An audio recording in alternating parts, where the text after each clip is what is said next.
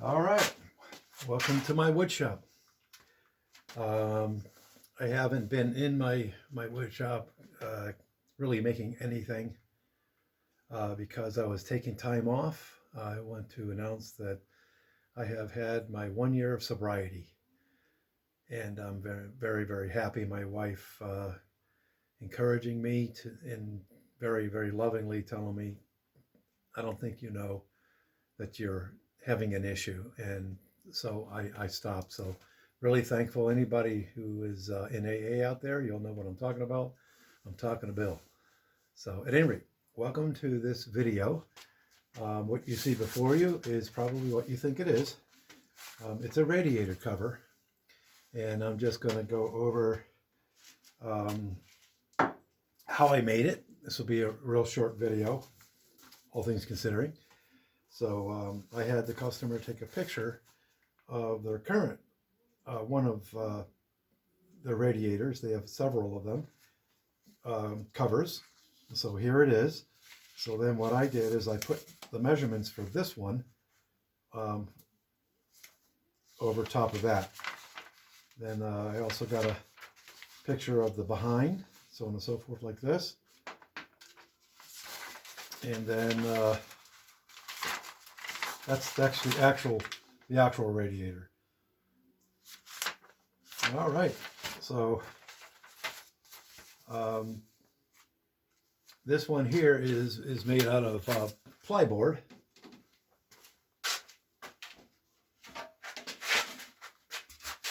Plyboard like this, and it's one of your thinner plyboards, and it's finished. Very nice plyboard. And my construction, you're about to see, you know, how I fastened it together. But there you go. I think I did a video on this. So in order to make these really straight cuts, what I did was I did this on the table saw.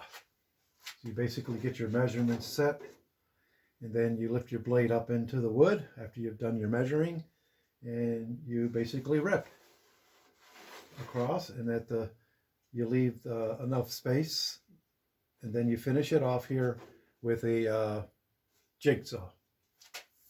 Okay, so that's how you do that. And same thing here. Then I just basically drew this curve here with something round that I had in the wood shop. It's a little bit of a trick if you don't know how to do that. They have other devices that you can use. I can't see the one that I'm thinking about, so there you go. And then you have this this metal, I don't know what it's called. The customer brought all the materials over actually. So this is your standard shield that goes into a radiator cover. All right. So let's go ahead and turn it around and reveal how I joined it. Very simple.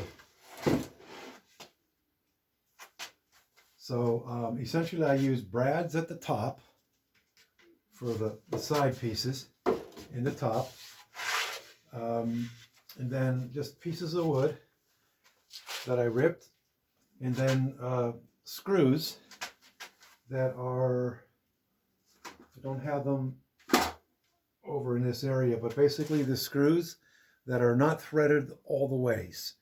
And why do you get those types of screws? Because you really want this piece here to be pulled toward the screw. And so you make a little countersink.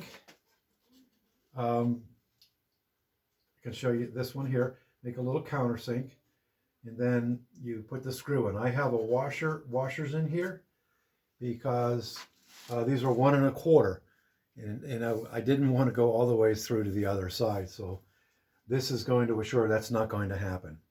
So when you screw it in with your screw gun, which is what I used, you got to be ever so careful that you then don't strip out the wood.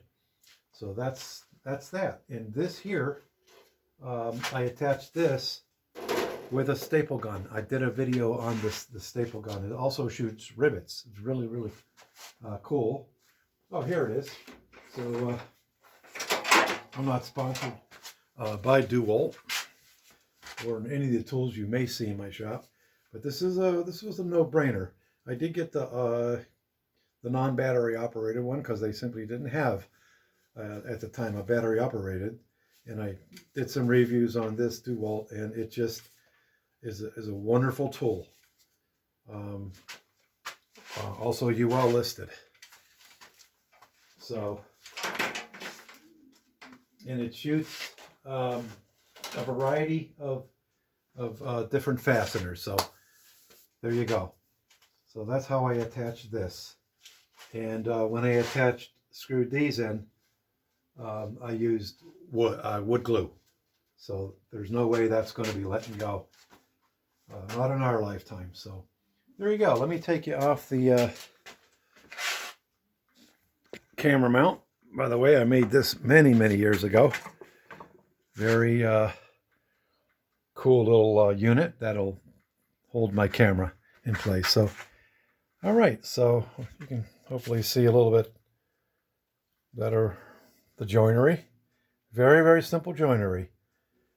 You know, nobody's going to be seeing any of this. I've done some amazing joinery throughout the years and with projects, but there you go. And this is my wood shop. If you've never seen any of my videos, it's overpacked. And this is the wise guy talking to you right here. So I have a lot of fun in the wood shop. Thanks for stopping by. And please give us a thumbs up if you like what you saw. And if you leave comments, I'll get back to your comments as well. Maybe not right away, so just have a little patience there. I've had several folks reply to my bandsaw videos because basically I had issues with, this is a Jet, I'm not sponsored by Jet, but I had to replace some units in the hardware where you lift up the pressure off the wheel. So that was an issue at some point, and I did a lot of videos, and I make a lot of bandsaw boxes. So this is my wood shop. Baruch Hashem, Baruch Atah Adonai Eloheinu melech haolam. Thank you for watching. I'm going to do my usual goodbyes.